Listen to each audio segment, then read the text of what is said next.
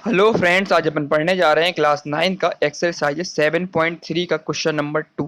Chapter है triangle, chapter number 7। Question number 2 है AD is a altitude of N isosceles triangle ABC in which AB is equal to AC so that AD bisect BC, second AD bisect angle A। Question कहना चाह रहा है AD is a altitude of N isosceles triangle ABC। ये figure देख रहा है अपन को दे के रखा है में ABC एक ट्राइंगल दे के रखा है जिसमें AD दे के रखा है, ये क्या दे के रखा है, बाइसेक्टर दे के रखा हुआ है, एल्टीट्यूड दे के रखा हुआ है। एल्टीट्यूड मतलब ये जो यहाँ पे ये पॉइंट डी दिख रहा है ना अपन को, ये कहाँ पे होगा, जो ईच एंगल जो बनेगा ना एल्टीट्यूड का वो कितना बनता है 90 डिग्री बनता है। मतलब ये वाला एंगल भी 90 डिग्री बनेगा और ये वाला एंगल भी 90 डिग्री बनेगा। ठीक है, इसी को अपन एल्टीट्यूड बोलते हैं। किसी भी पाथ में गिरता है तो जो एंगल बनाएगा वो 90 डिग्री एंगल बनाएगा, परपेंडिकुलर है। ठीक है, इन विच ए बी और इक्वल टू ए सी। साथ साथ क्या कह रहा है, जो ए बी दी के रखा है ना, ये हाइपोटेनियस साइड इसकी ये बराबर है किसके, ए सी के बराबर दी के रखी है। ठीक है, और प्रूव करना अपन को जो एडी है, लाइन एडी दे के रखी है बाइसेक्ट कर रही है किसको, बीसी को। और दूसरा प्रूव करना जो एडी दे के रखी है ये जो बाइसेक्ट कर रही है एंगल, ये एंगल दिख रहा है अपन को, ये एंगल ए पूरा एंगल इसको बाइसेक्ट कर रही है, इसको प्रूव करना अपन को। ठीक है, तो स्टार्ट करते हैं। सबसे पहले अपन क्या कर लेते हैं, दो ट्राइंगल ले लेते हैं। एक ट्राइंगल ले लेते हैं ए डी बी और दूसरा ले लेते हैं अपन ए डी सी। इन दोनों को अपन क्या कॉन्ग्रुएंट प्रूव कर देते हैं। ठीक है, तो अपन सी पी सी टी लगाने के बाद अपन को ये भी पता चल जाएगा कि ए डी बाइसेक्ट कर रहा है बी सी को, और दूसरा सी पी सी टी लगाएंगे तो अपन को पता चल जाएगा कि जो ए डी है वो बाइसेक्टर है एंगल ए का। ठीक है, सबसे पहले स्टार्ट करेंगे, इसको को लेंगे in right triangle. Right triangle दिख रहा है अपन को, राइट दिख रहा है, ये राइट है ये भी राइट है, दोनों राइट ट्राइंगल दिख रहा है अपन को। तो अपन लेंगे ट्राइंगल कौन सा ले लेंगे, ए डी बी। और दूसरा ट्राइंगल कौन सा ले लेंगे, इन ट्राइंगल ए डी सी। ये दो ट्राइंगल ले लिए अपन ने। अब इसमें देखेंगे अपन को क्या दिख रहा है, अपन कॉमन चीज क्या दिख रही है। देखो ये एंगल भी 90 डिग्री दिख रहा है, ये एंगल भी 90 डिग्री दिख रहा है ना, क्योंकि ये क्या एल्टीट्यूड दे के रखा है किस पे, बीसी पे दे के रखा हुआ एल्टीट्यूड। इसका मतलब ये दोनों एंगल कैसे दिख रहे हैं, 90 डिग्री का एंगल दिख रहा है। तो अपन इसमें लिख देंगे क्या, एंगल कौन सा, A D B equal to angle कौन सा, ए डी सी। ब्रैकेट में लिख देंगे ईच एंगल कितना है अपना 90 डिग्री का है ना, ये भी 90 डिग्री ये भी 90 डिग्री, पहला मिल गया अपन को। अब दूसरा क्या दिख रहा है अपन को, साइडें दे के रखी दोनों, तो वही ए बी बराबर है किसके, ए सी के। ये क्या दिख रही है, हाइपोटेनस साइड दिख रही है अपन को। तो angle side A B equal to angle side किसके, ए सी के। दोनों साइडें बराबर दे के रखी हैं। ये कैसी साइड दिख रही है अपन को, हाइपोटेनियस साइड है, नहीं ना, ये गिवन दे के रखा हुआ है अपन को। और ये कैसी, ये हाइपोटेनियस साइड है। और तीसरा क्या दिख रहा है अपन को, ए डी दिख रही है अपन को साइड, इस वाले ट्राइंगल में भी इस वाले ट्राइंगल में भी। तो इसमें लिख देंगे A D equal to A D.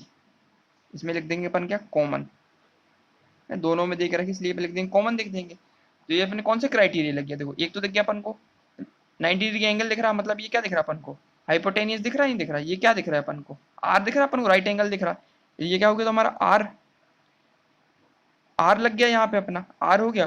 और ये क्या, हाइपोटेनियस साइड है, जिसको अपन एच बोल देंगे। और तीसरी वाली क्या दिख रही है अपन को, साइड दिख रही है अपन को, आर एच एस रूल लग गया इसमें, क्योंकि एंगल 90 डिग्री दिख रहा है, हाइपोटेनियस साइड भी दिख रही है और अपन की कॉमन साइड भी मिल गई है। तो ये रूल कौन सा लग गया, R H S. R H S criteria के थ्रू अपन ने इसको कह के कॉन्ग्रेंट प्रूव किया। तो angle A D B congruent है एंगल ए डी सी के, किसके थ्रू लग गया, by R H S.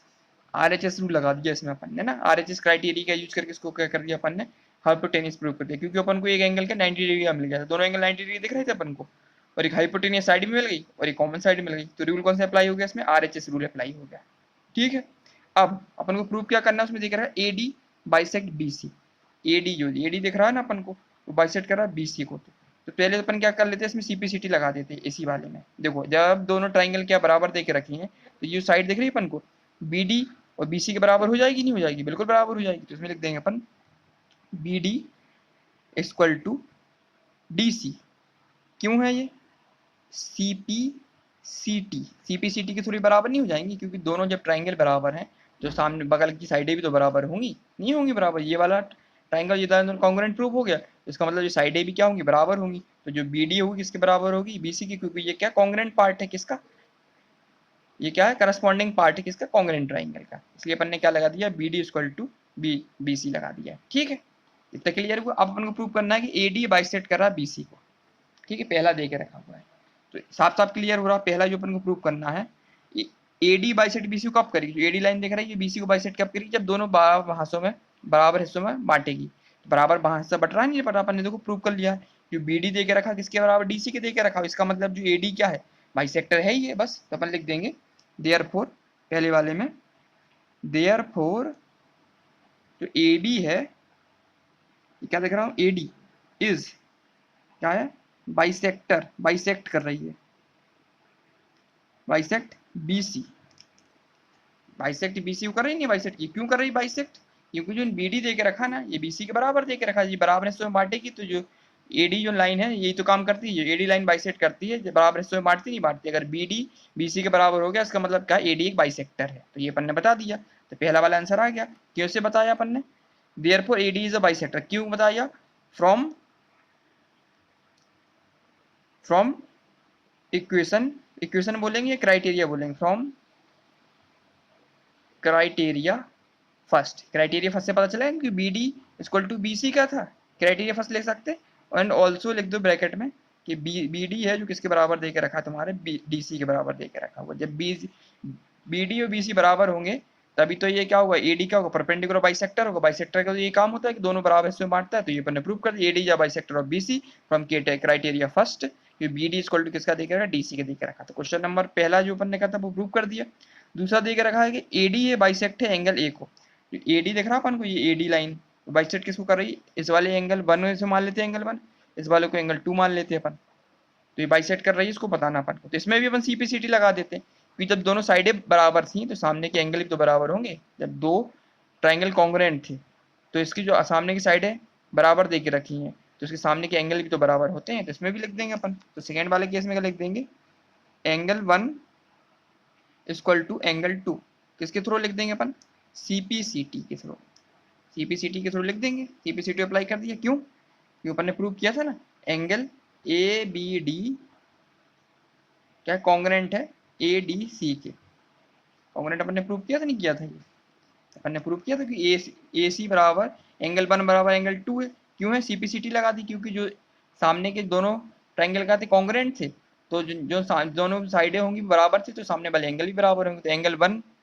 DC के सामने एंगल कौन था, एंगल 1 था, और डीसी बीडी के सामने एंगल 1 था और डीसी के सामने एंगल 2 था, दोनों ये भी बराबर हो जाएंगे। तो angle 1 equal to angle 2 by CPCT, क्यों थे कि अपन ने वो दोनों ट्राइंगल का कॉन्ग्रुएंट प्रूव किए थे, तो ये पर प्रूव हो गया। तो अपन लिख देंगे सो एडी बाइसेक्ट एंगल ए, ये तो अपन को प्रूव करना था। जब एडी का बाइसेक्ट करेगी एंगल ए को, एंगल पूरा एंगल ए को करेगी ना बाइसेक्ट, एंगल ए को जब बाइसेक्ट करेगी तो एंगल 1 और एंगल 2 दोनों बराबर हो जाएंगे, बराबर है, तभी तो एंगल ए को क्या करे, एडी लाइन बाइसेक्ट कर रही है। तो क्वेश्चन नंबर सेकंड था, इसमें ये प्रूव करना था। पहले तो अपन ने क्या किया, दोनों दो ट्राइंगल दे के रखे थे, इन्होंने अपन ने क्या किया, कॉन्ग्रुएंट प्रूव किया, किसके थ्रू, आरएचएस के थ्रू कॉन्ग्रुएंट प्रूव कर दिया। दोनों जब ट्राइंगल कॉन्ग्रुएंट प्रूव हो गए तो जो साइड दे के रखी बीडी ये किसके बराबर हो जाएगी, डीसी के बराबर हो जाएगी, है ना। क्यों हो जाएगी बराबर, क्योंकि दोनों ट्राइंगल कॉन्ग्रुएंट है, क्योंकि साइडें भी बराबर होंगी। इसके थ्रू सीपीसीटी के थ्रू अप्लाई कर दिया अपन ने। तो पहला जो अपन को प्रूव करना था, देयरफॉर एडी या bisector of BC, AD bisector होगा नहीं होगा, बाइसेक्टर का तो ये काम होता है जो एक लाइन को बराबर हिस्सों में बांट देती है, तो ये डीसी बराबर बी से हो जाएगा। तो क्यों, क्योंकि एडी के बाइसेक्टर है इसका। तो पहला प्रूव हो गया था अपना। दूसरा अपन ने क्या प्रूव कर दिया, इसमें पूछा था कि जो एडी बाइसेक्टर है किसका, एंगल ए का, एंगल आई का बाइसेक्टर है, तो बिल्कुल है, क्योंकि अपन ने एंगल 1 और एंगल 2 दो एंगल बांट लिए, एंगल 1 के दो हिस्से कर लिए, एंगल 1 कर दिया इसको, एंगल 2 कर दिया, और अपन ने इनको कॉन्ग्रुएंट प्रूव किया था नहीं किया था, कॉन्ग्रुएंट प्रूव किया तो एंगल 1 इक्वल टू एंगल 2 क्यों हो गए बराबर, ये क्योंकि साइडें दे के रखी ना, अगर ये बराबर दे के रखी है तो इसके सामने के एंगल भी बराबर होंगे, तो अपन ने ये लगा दिया angle 1 equal to angle 2 by CPCT, क्योंकि दोनों क्या देखे ट्राइंगल कॉन्ग्रुएंट थे। तो जो एडी है वो क्या कर रहा है, बाइसेक्ट कर रहा है एंगल ए को, है ना, क्योंकि एंगल 1 इक्वल टू एंगल 2 इसलिए बाइसेक्टर है एंगल, एडी क्या बाइसेक्टर है एंगल ए का। तो क्वेश्चन नंबर सेकंड था अपन ने कंप्लीट कर लिया है। नेक्स्ट वीडियो में क्वेश्चन नंबर थर्ड स्टार्ट करेंगे। ठीक है, थैंक यू।